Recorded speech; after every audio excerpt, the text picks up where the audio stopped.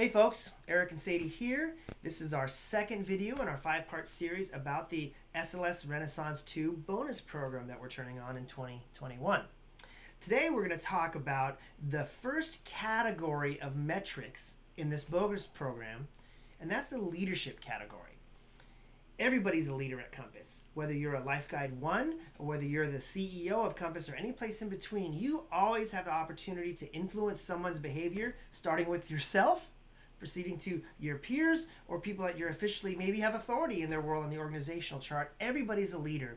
And so we're really putting our money where our mouth is, so to speak, in this bonus program by saying we're going to provide a bonus based upon what kind of a leader every person on the team is.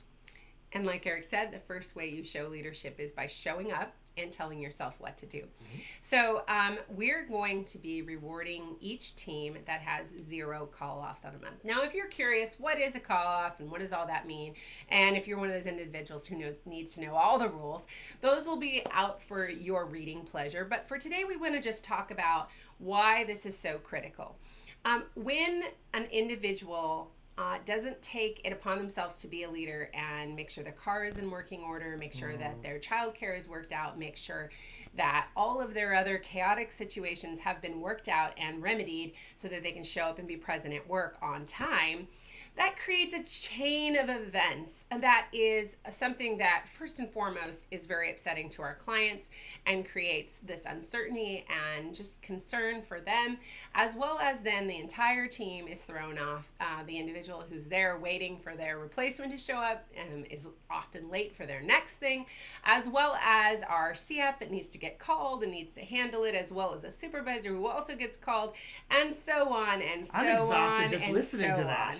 So it is really, really critical that we have a goal of 0, yes, that's right, 0 call-offs in each of our teams. These are monthly goals, so if we have call-offs in one month, that won't be held against us in the following month. Just keep that in mind. But that no call-off goal is super important. And there's a downstream negative consequence of call-offs, and that's going to be counted in our metric number 2, and that's overtime. Our budgets do not allow for unlimited overtime. So what we're doing is we're setting a goal of 1% of our revenue that we receive to serve our clients will be allocated towards field overtime, but just 1%.